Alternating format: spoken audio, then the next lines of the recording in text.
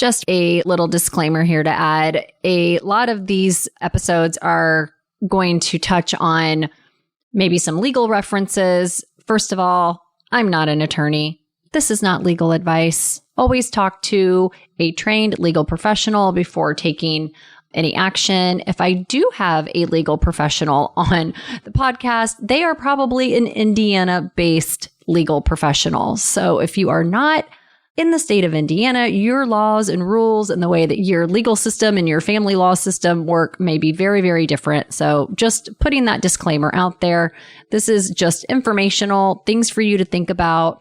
This is not formal legal advice. So make sure that you are connecting with the right professionals to help provide the specific guidance for what your case requires based on where you are.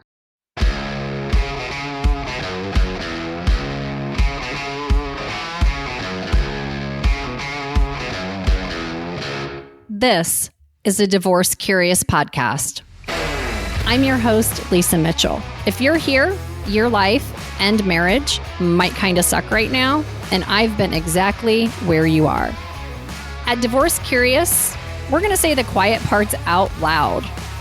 We're going to sit in the anger, confusion, and disappointment that you're feeling and talk about what it looks like to go through the before, during, and after of being divorce curious. I'm glad you're here.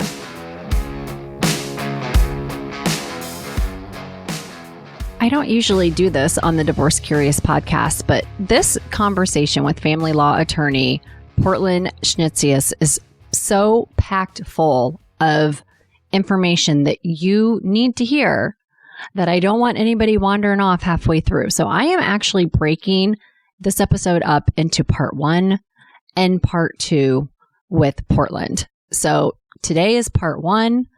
You're going to hear her point of view on the current state of divorce and what's causing it, what she's seen in her practice, and just half of all the wisdom that she is going to drop. So enjoy part 1, stay tuned for part 2, and get ready. We are here at the Divorce Curious podcast, recording in the beautiful Penthouse Studios, which is really just like the 3rd floor of my house, but I think Penthouse Studio sounds a little bit fancier. And I am so excited to have you tuned into this episode today because we are going to spend some time with an absolute expert, dare I say legend, in our midst. We have attorney Portland Schnitzius with us today. And not only is she a family law attorney, but she's a mediator. She is a parenting coordinator, a court-appointed guardian ad litem when it comes to family law and helping people navigate the complexities of how to reconfigure a family and how to do that in a way that doesn't feel, I guess, just as terrible as divorce can feel sometimes. Portland, I know that I have heard your name. I have a lot of divorced friends, and I think most of them have had you as their attorneys. Really? I was not aware of that. Some of my divorced friends' children have now had you as their attorney. So when I say legend, I mean legend. We have more people in common than I think you even know we have in common. Well, we will have to talk more about that off mic.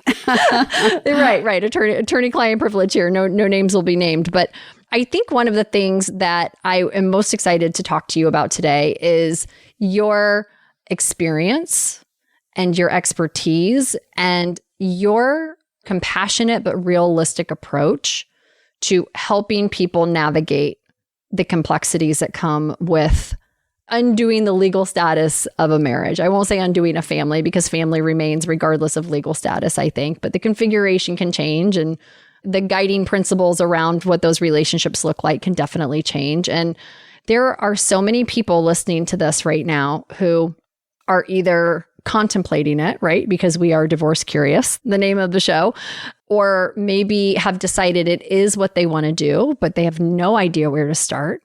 So they don't.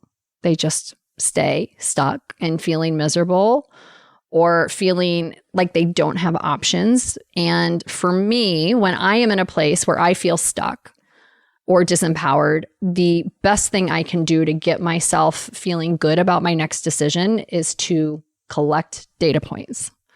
So what I'm hoping to do today with this conversation is help people get as many well-researched, well-experienced, expert-led data points as they can about the process of divorce and what you've seen in your practice and what you're seeing now and maybe the trends you're seeing and who's coming to you for help.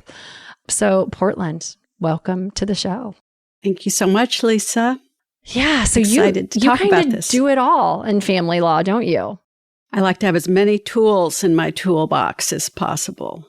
Well, you have a lot. So let's start kind of brass tacks, right? So when you decided you were going to study law, was family law immediately what you were drawn to? Or how did you end up in this very contentious and complex specialty? Never imagined that Really? This is what I would do. I didn't really have a vision for a practice area. When I started, I applied to law school after serving on a jury in a criminal case in Marion County and spent 2 or 3 days on that trial and a fairly lengthy deliberation. And when it was all over, I thought, I could do that. I could do better than those attorneys did. Oh my God, I love that. I had no idea. And I thought, this was cool. This was really fun and interesting. And I was working in sales at the time. I'd worked in sales and marketing right out of college. I didn't go to law school right out of college. I was 27 when I started, finished when I was 30. And I think we had 1 2-credit-hour class on family law. That's it. And it was enough to scare me. And I said, I don't want to ever do that. What was so scary about it? Just the interpersonal drama.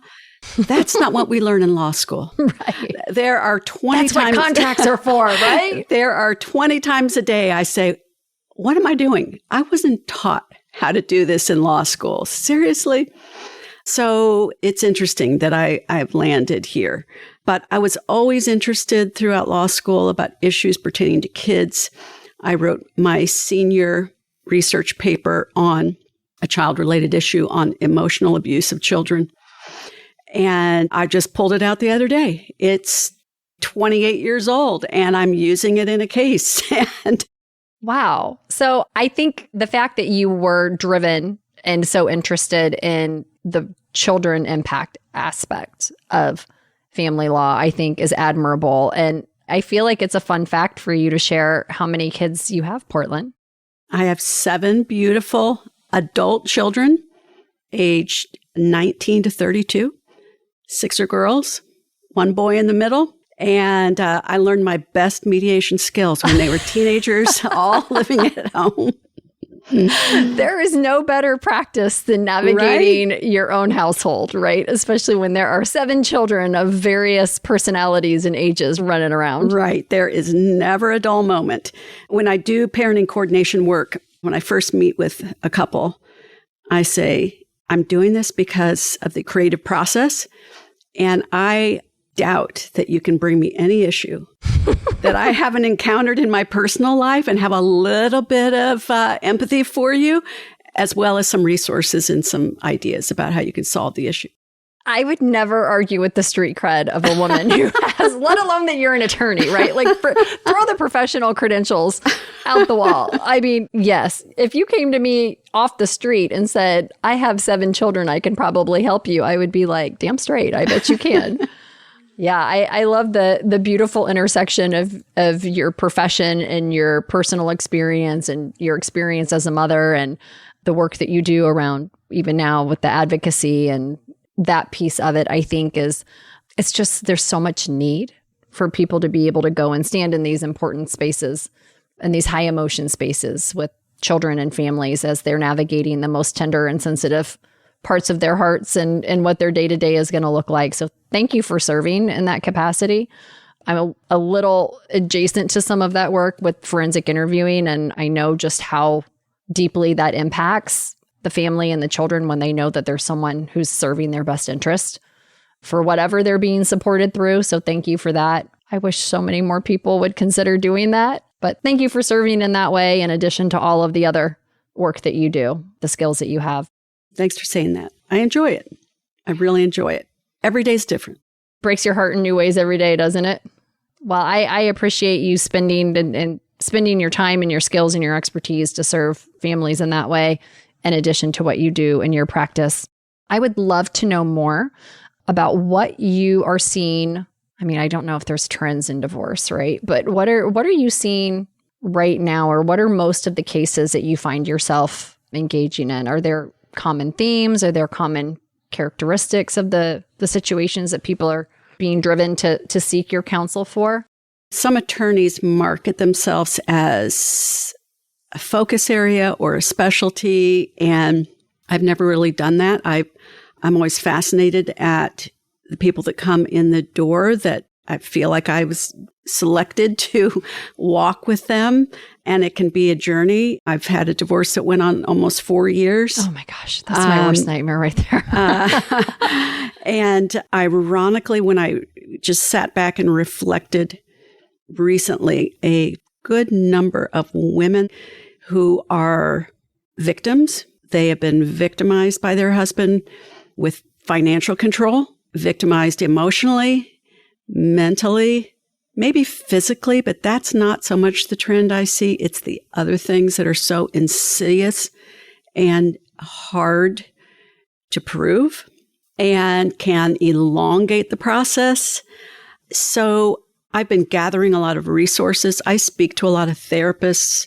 I have to interview therapists as a guardian ad litem. I talk to therapists as a parenting coordinator because I don't have a duty of confidentiality as a parenting coordinator. And so I'm always gathering information from them. In a recent conversation I had, she said, "You've got to get this book. It's called Why Does He Do That? Inside the Minds of Angry and Controlling Men." And I went right out and bought it. And there are 2 chapters in there. One of them is about navigating the legal system with one of these men, husbands. And the other chapter was co-parenting with one of these men. And this book hit the nail on the head. I recommend it to everyone. It's on Amazon. Going to put it in my cart right now and put it in show notes too. Yes. The author, I believe, is Lundy. But I learned so many things from that. And this was from a therapist whose specialty is helping women who are victims of abuse and calling BS on the so-called help that husband's getting as part of the process. Gaslighting the therapist. Isn't Gaslighting that a masterful move?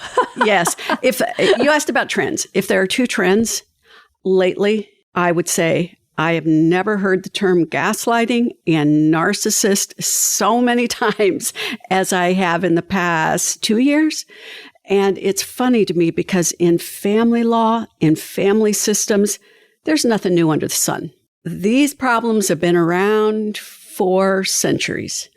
But what's different is we have new vernacular to describe the problems that are nothing new under the sun.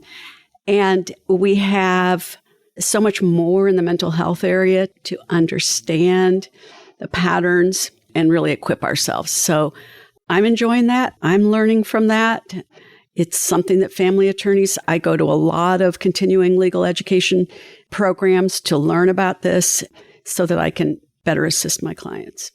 So interesting that you said, the gaslighting and the narcissist, that terminology, right? Like, I don't spend nearly as much time on it as I used to, but there was a big revolution or awareness building on platforms like TikTok, where women, especially, it seemed to really start happening around COVID, when people were spending more time online and they were sharing more of their lives and connecting more people maybe that they wouldn't interact with on the normal basis. And there was this huge kind of collective consciousness awakening of the common experience that women were having in their marriages.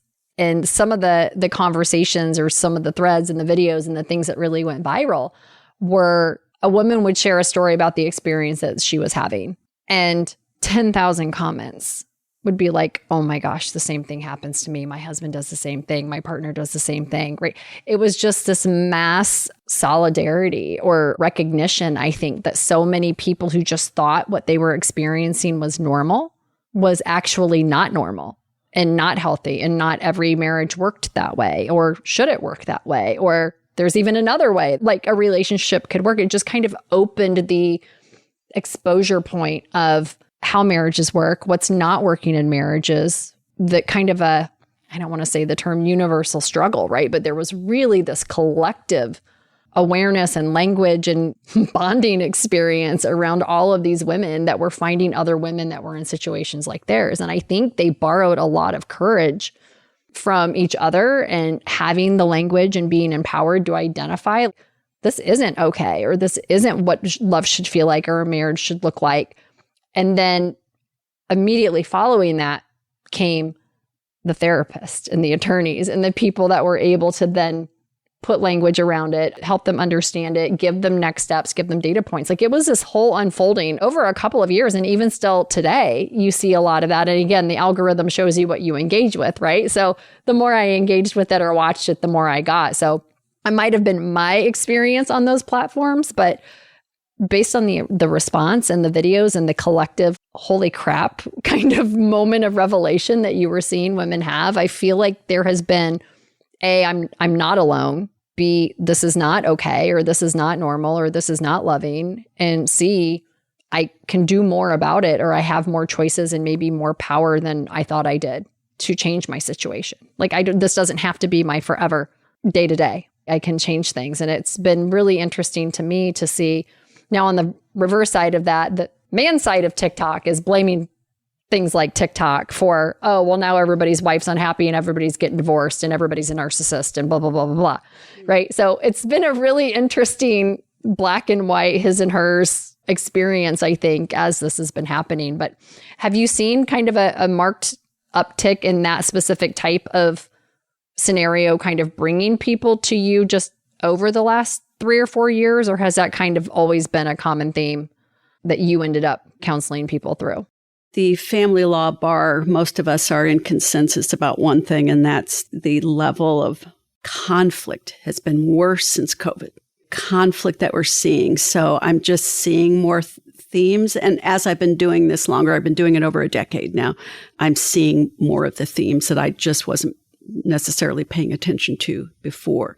And I don't mean to say that guys are to blame and this is every experience that this is just a recent thing where I've said, somehow I have a handful of these cases with these very similar issues going on, or I'm the guardian ad litem in a case with these very similar issues. And I need to pay attention to that and do what I can to have as many resources to share. I love that you are able to recognize that trend and be able to provide a very specific set of resources for that. I think the general sentiment from what, again, kind of what I'm seeing collectively is that it's not so much that the issues are new or worse, it's that the tolerance to continue to live with them is less. Interesting. Yeah. Things that used to be, oh, it's just part of married life, or I'm a married single parent, right? Like my husband, I do everything and take care of my husband and take care of my kids. And gosh, it'd be easier if I only had the kids to take care of. Maybe I'll try that, right? The tolerance for this, oh, it's just how it is, or this is how it will always be, or I have to continue to allow this. That's like the common thread talking point that I'm seeing is, no, I'll go through the pain of divorce. And again, most women find themselves worse off financially or economically or support structure wise post-divorce. And they know that. And they're looking at the price of admission to change their day-to-day and to get out from that toxic relationship or that relationship where they feel it's super unequitable. And they're like, you know what? I'm okay moving into a 1-bedroom apartment and sleeping on the couch where the kids get the bedroom. Like the cost benefit now seems to be like, yeah, it sucks and it's not great, but I'll pay it. I'm okay if that means I'm not in this relationship anymore. And I think to me, that was my story, right? I had the big house. I was married outwardly. We looked like we were the perfect suburban young couple. And it would have been very easy to just continue to like do the trade-off, like my happiness for appearances, convenience, a different financial situation, not having to move my daughter.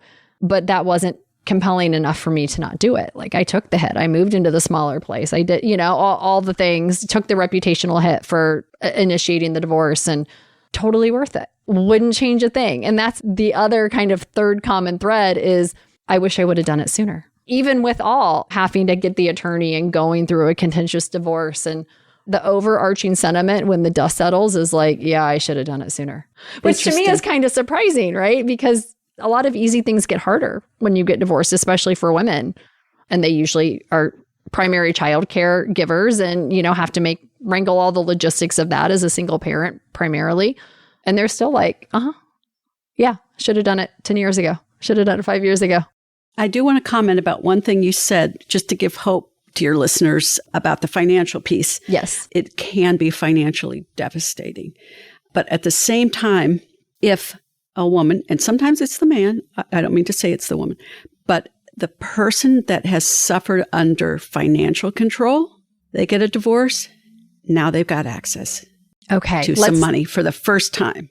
Because this is such an important point, because when I am talking to people or I am hearing stories, and the number one reason people stay stuck is finances. So can you kind of define the financial control aspect? Because I think the other thing is so many women don't realize that they are in a financially controlling or financially abusing relationship or situation. Can you just kind of give some of the hallmarks of what financial control or financial abuse would look like?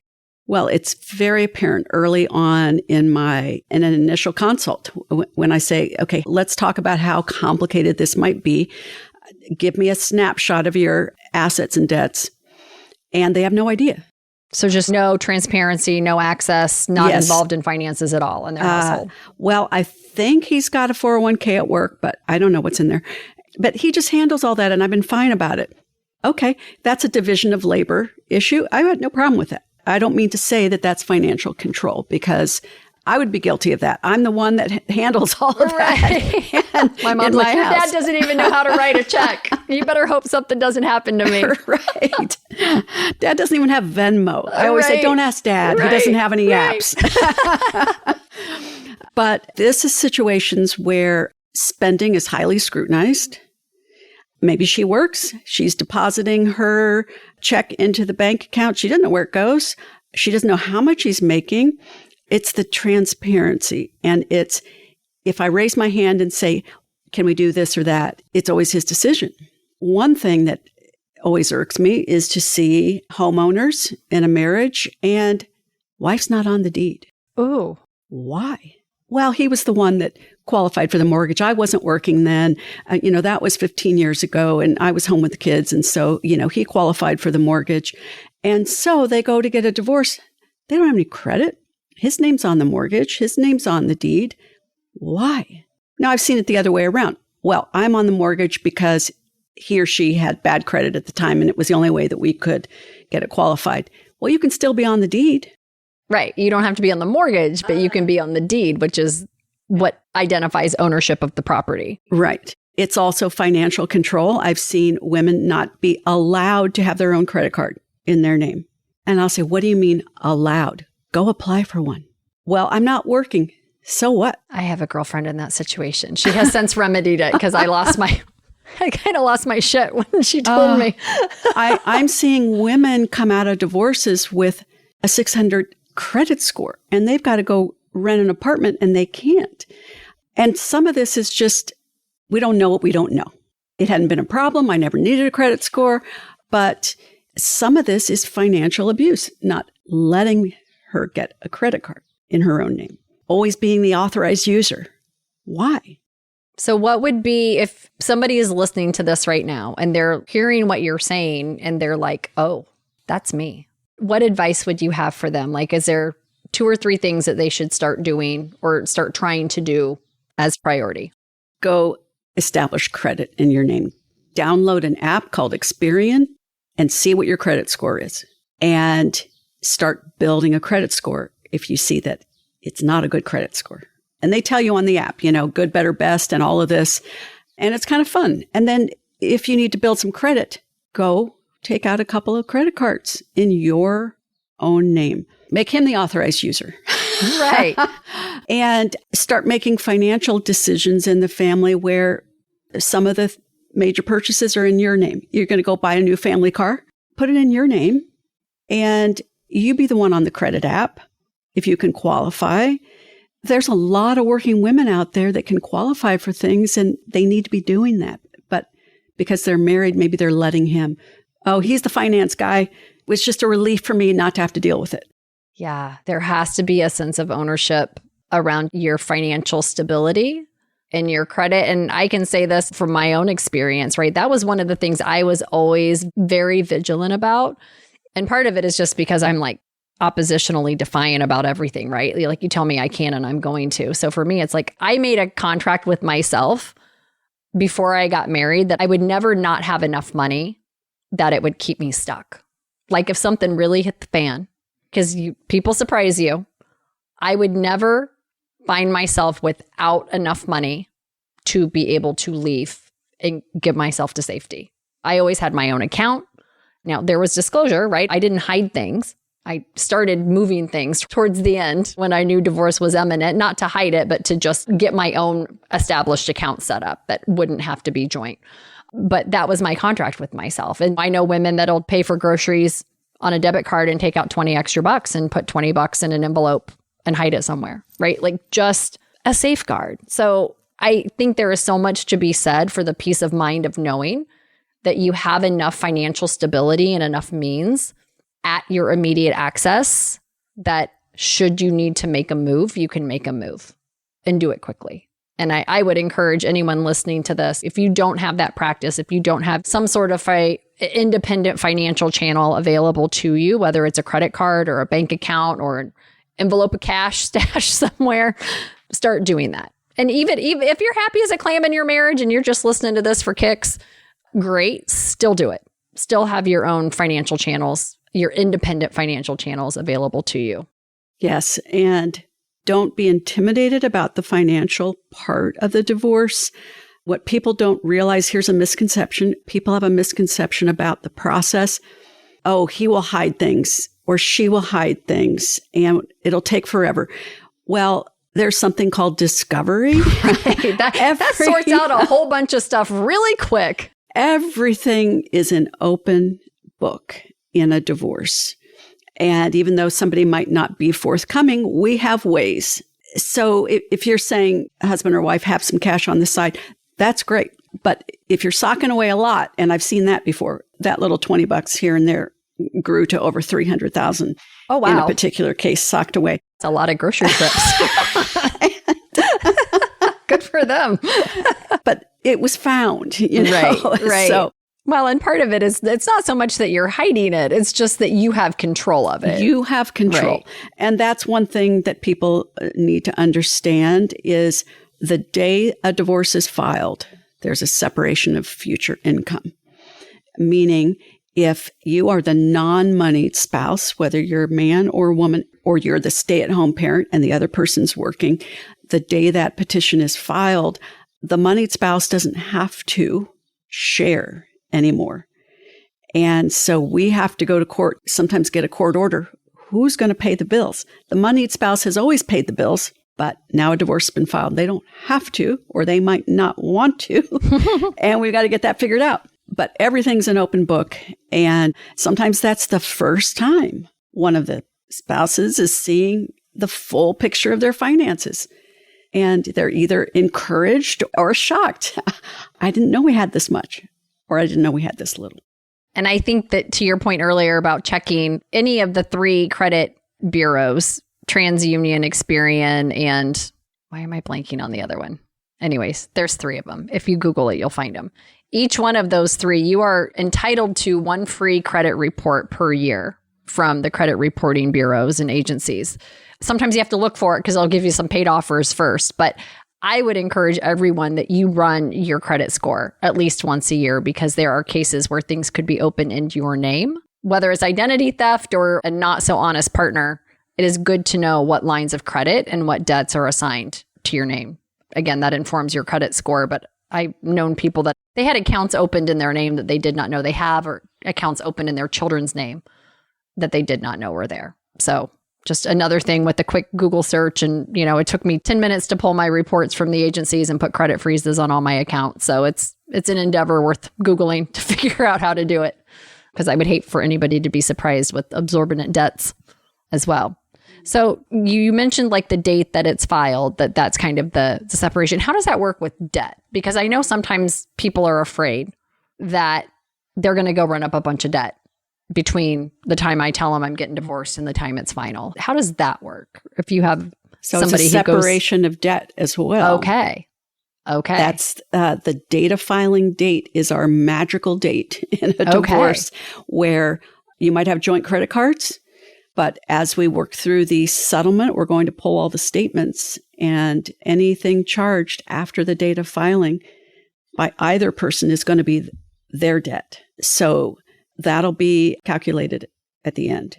Okay. So if you're staying in it and you're not filing because you're afraid they're going to go like have a Vegas bender weekend, strippers and blows or whatever they're into, right? And it's going to end up on your credit card, that will be theirs to answer for. Sometimes that is a reason to file sooner than later.